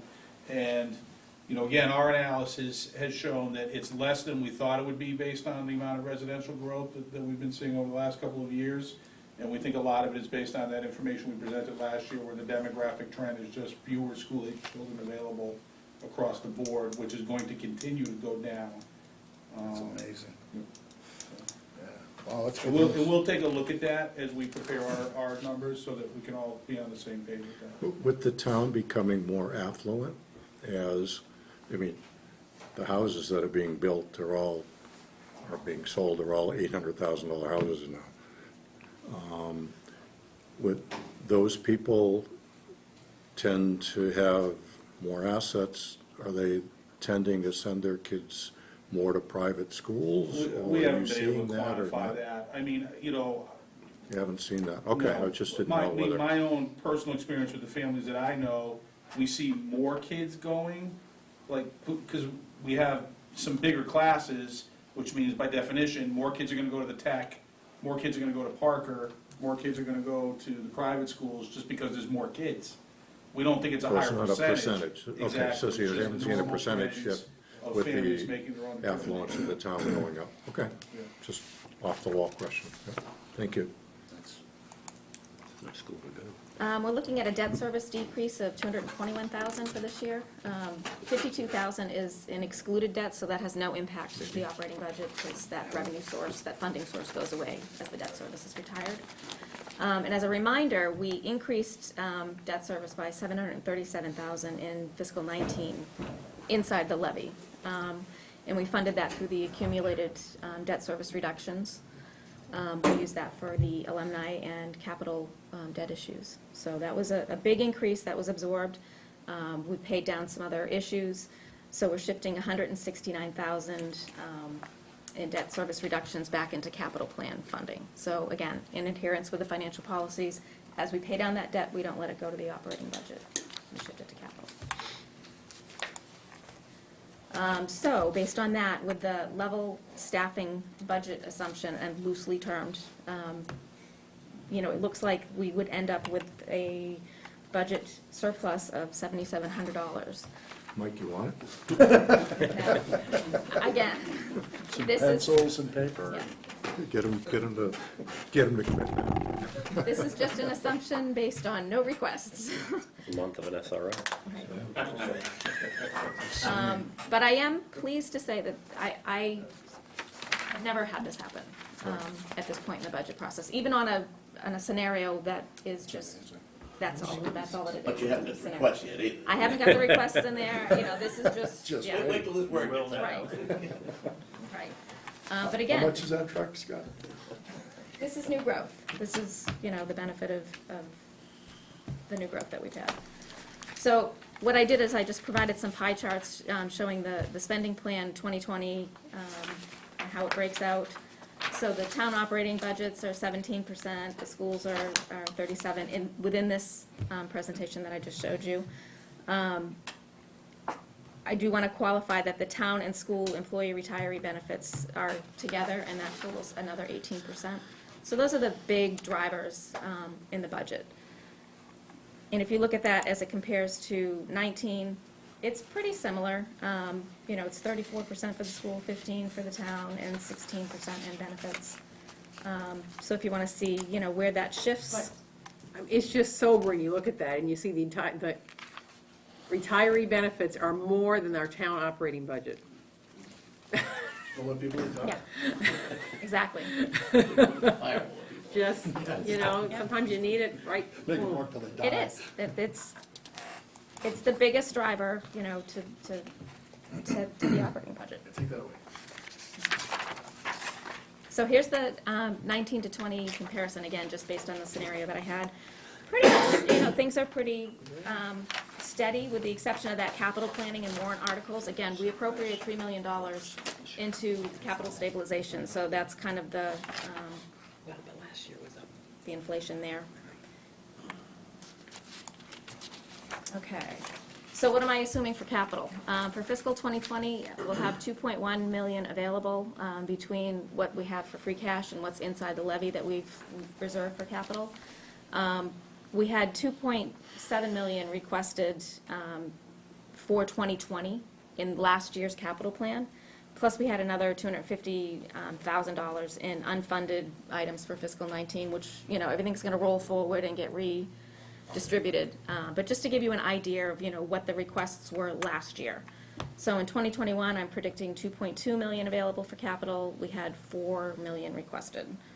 And this is not building. This is not like the library. This is just, regular capital planning. The beach house or whatever, okay. 2022, we have about 2.25 million available. I had 1.7 million in requests. 2023, 2.3 available, 2.36 requested. Well, the out years are kind of meaningless. Right, exactly. Because you've already got, 2021's gonna roll forward. Right. You can't afford it, so it's, Right. Lonnie, what accounts for that $1 million jump between 20 and 21, do you know? It's a pretty big jump It could be, in requests. in requests off the top of my head, I don't know if it was an ambulance and a couple of larger vehicles at the highway, and it could be the facility, plan had like a big year in that one too. And again, and conversely, if you look at 2024, the facility plan request was 77,000, which is too low. So, on revenue, again, with what we know today, we're looking at the levy increasing, 4.7 for 19, 3.92 for 20, 3.75 for 21, 3.25 for 22, and 3.25 for 23. Local receipts, I've done a 2% increase on the, but again, for planning purposes, there's no impact of the major effort for the common. So again, I think for, the timing, something should be agreed upon and a target to sort of aim at, so we can measure how the process went, and there's nothing there, right? So you No, I don't take have all the expense, but you don't commit to any of the revenue. That doesn't make sense to me. mean, if you go into a bank for this thing, you never would have got it the approval tonight. You just wouldn't, with what we're, the leap of faith that, we've taken, so. Well, I mean, we won't get into, I mean, the state government doesn't feel that way. They're offering 0% loans to, potentially, so I don't know, there's a couple different ways to look at it. Yeah, the state government just prints money. you know. Your money. So for operating budgets, I'm just for wages, I'm counting this 3.54, which is a combination of steps and COLAs that we know are generally approved. The ones that are in place now, I've just rolled forward. The school appropriation, I just, again, put it in at the same percentage increase, just to create a scenario. Technical school, you can see the increases projected there, varying on enrollment. They may be low, they may be too high. I'm not positive at this point. Other charges and facilities and infrastructure, it's been pretty steady at about 3.5 the last few years, so I'm keeping it there. Debt service, these are actuals based on what we know we have programmed in debt service. So there are reductions as we pay things down. But again, we took that big leap last year, or this year, adding all that debt on to account for this. So as these debt service reductions happen, it'll replenish the capital plan. In 22, what is it, one of the schools that comes off? Is that why it drops 14%? Yeah, it's the high school. High school. High school, Shaker Lane and high school both drop off within a year of each other. Which That one, helps. Polly? Shaker Lane and high Shaker school Lane. both drop off within a year of each other. Now, are you assuming projects like the library, like town hall, space needs thing? I mean, there's just some projects looming there, the beach house. Could replace that. Yeah, no, I mean, that's what I'm Yeah. just wondering, what, So again, I have funding in place for the capital plan, and this is part of that funding for the capital plan. So if we just, we'll get to a point where the capital plan maybe has more than is needed, we can shift that to debt service, like we did this last year. But no, there is no debt service programmed for a library or a major facility in these scenarios. So this is just what we know today, basically. Right, just what we know today. for that, I think is. What has been approved today. Yeah. Yeah, and the sewer, again, I haven't changed any projections because it's not approved yet. So you may have some work to do at the time. Oh, yeah. And then employee retiree benefits, again, there's a false low on 2020 because we had a lower increase with that larger appropriation we did last year. I think these are conservative numbers at, 10-ish%. It's averaged over 5 years, so I just recalc it as we go back. Bonnie, at what point will we be caught up with that, or will we ever? Your son is gonna be sitting where you're sitting. You need help, man? Can't help us all, I know his son. Yes.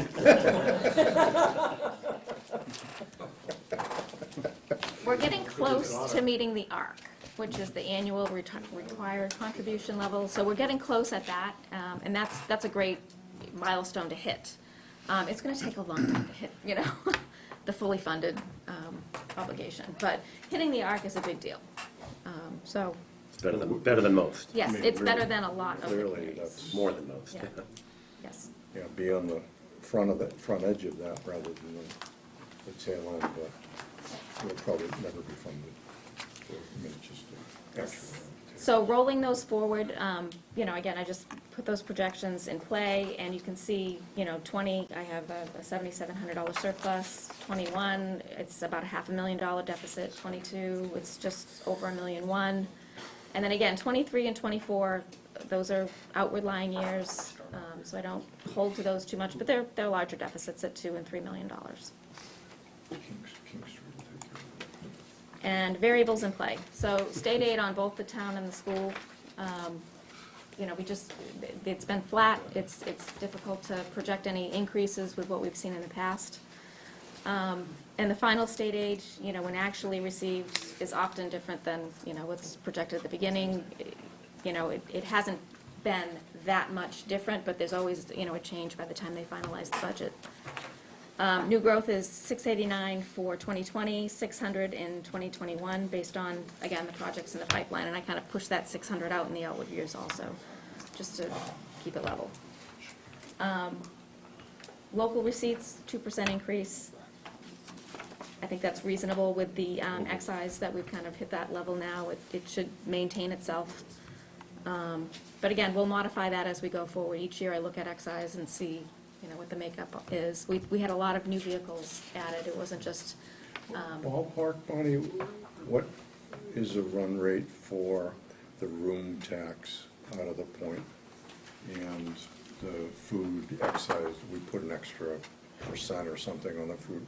Ballpark, what do we garner? between the from two, point? it's about $500,000. Okay. Real money, isn't it? Yeah, it is. Yeah, It is. Yeah. It's $500,000 we didn't have a few we years need ago. another hotel. So, Second that. You spent 3 times. The town is in, Again, the variable on expenditures that I highlighted before about Neshoba Tech, I'll have those numbers in November. Employee retiree benefits, they change as people enroll or, unenroll from programs, so we have to modify those every year. And I don't have anything in there for sewer or library or building projects at this time. So that's the 5-year view. Is there anything that you're most concerned about in your 5-year view? I'm concerned about the slow down of new growth, because yes, we're heavily reliant on that in meeting, the services that the town's demanding. The growth is more than our levy increase in a lot of years, or a lot of the recent years. So it's a big impact. If our levy increase can go up, 900,000 from 2.5, and growth is coming in at 1.2 million, that's a big, that's right. like the fire department. It's a big budget. So that's my main concern.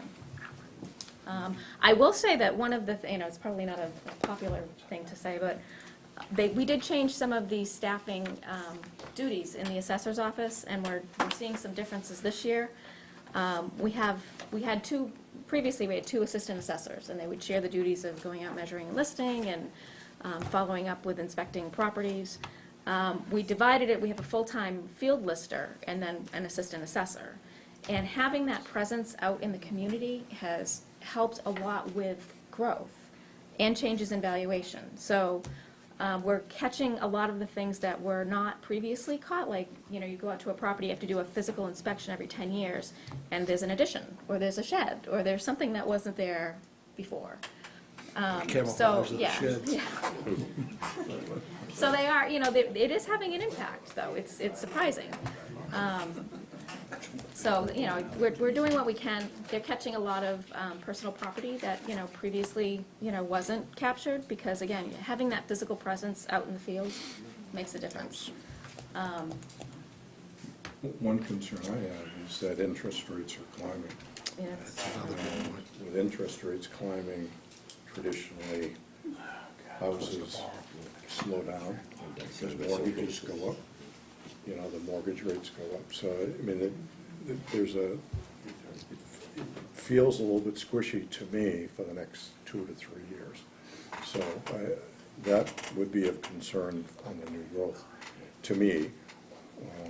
are we bucking the trend on the state, how the state as a whole has been? Have we bucked, are we reverse of the state, or is the state kind of Oh, the whole area is. Yeah, the middle segment, I guess would be middle segment? And we're in a particularly attractive area with the Route 2, 495 Yeah. connection, with commuter rail, with, Yeah. easy access to transportation. So when did this trend start? We really noticed an increase starting in 16. That's when we really started ramping up on the new That's growth. when interest rates came down. That- sure. That's why we remortgaged. Yeah, absolutely. So that would be, my concern. That's good. No, I'm not putting So there'll be big more projects follow. in there, too. That's dangerous. Red Sox are up 2-0 if anybody's interested. 2-1 now. It's 2-1 now. Well, I like yours better, Betsy. Red Sox. The usual score, 2-1. People are recording. Come on. You're gonna stay up Maybe before I'm 5 in, in the morning? You can fast forward through. I wanna know the worst. I'll have to listen to Joe Buck. That's probably the most salient points to make tonight. About anything. All right, what's next on the agenda, Fred? Fred, let's keep this rolling. Auditor? Auditor contract, okay, the auditor contract? So the auditor provided a service quote for fiscal 19 and 20. We are booked through the audit for fiscal 18. We've already secured that contract, so he's looking to do 19 and 20's audit. He has a slight increase of $2,000 proposed for both of those years.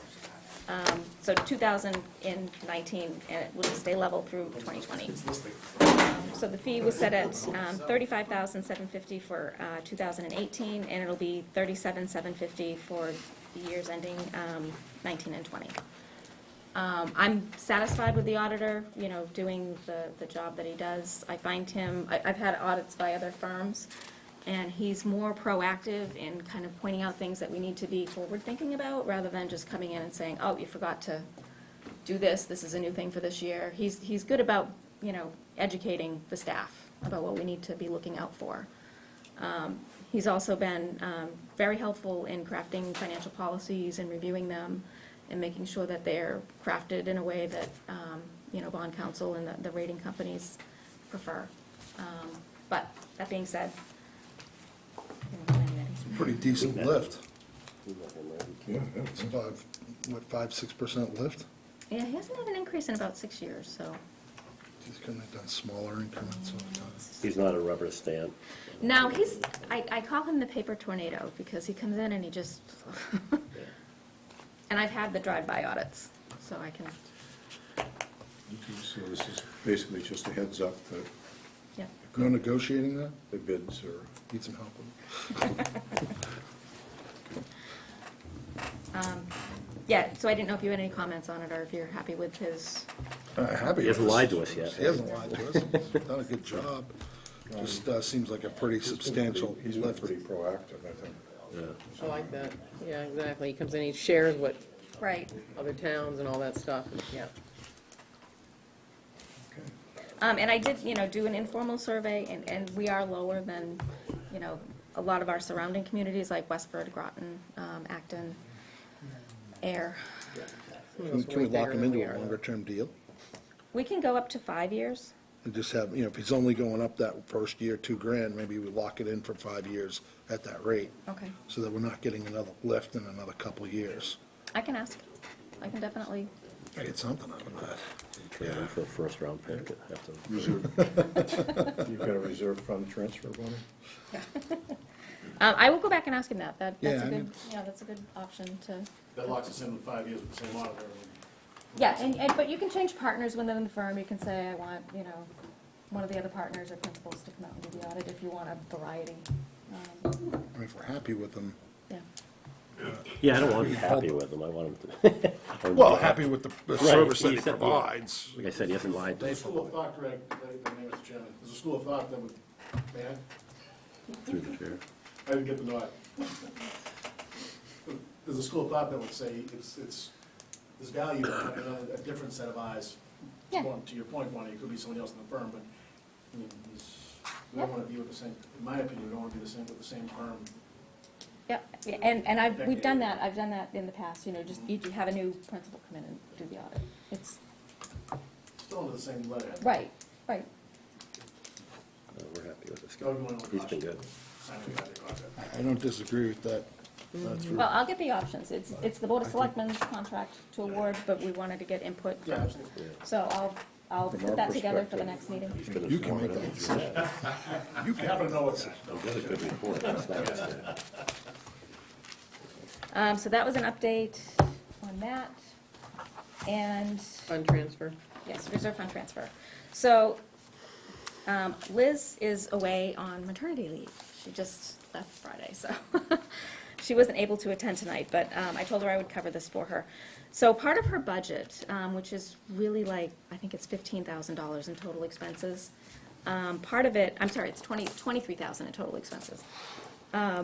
She has to pay a $10,000 fee to Crosstown Connect, and it's for the dispatching services for the MART bus that goes around. So the fee went up $1,000 based on the actual runs and the town's demographics. So $1,000 in her budget is a huge impact to absorb. So she asked if the Finance Committee would consider a $1,000 transfer to her account so that she can absorb this impact for fiscal 19, and then we'll make sure that it's incorporated into the 2020 budget going forward. Transfer from where? Reserve fund. Huh? Your reserve fund. Oh, Now, the only question I had and didn't get answered was, town just got a $75,000 grant for Crosstown Connect. I'm just questioning why the money couldn't come out of there.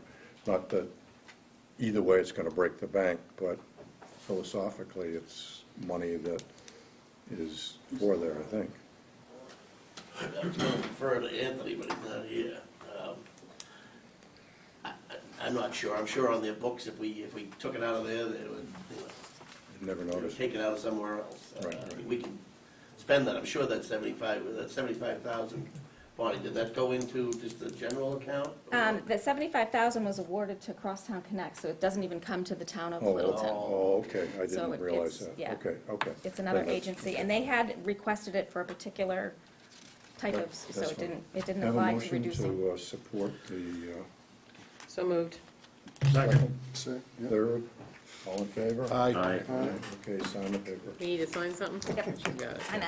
All right. Don't slip any Any zeros. member updates? No members have any updates. We gotta sign this here? Yep. Yeah, just sign it. Okay. Red Public Sox. input? Any public Red Sox output? won. No? Got no input, right, no. Minutes? We had minutes? Yeah. Yeah, the minutes from last. Move that the minutes be approved. Second. Okay. I can't vote on it. I wasn't here last meeting. I wasn't here either last night. I have a motion to accept the minutes as amended. Second? Favor? Oh, Aye. Opposed? Okay. Two abstain. We have to, I can't, yeah. Greg and I weren't here. Move to adjourn. Second? Third. All in favor? Aye. aye. Everybody run. Bonnie.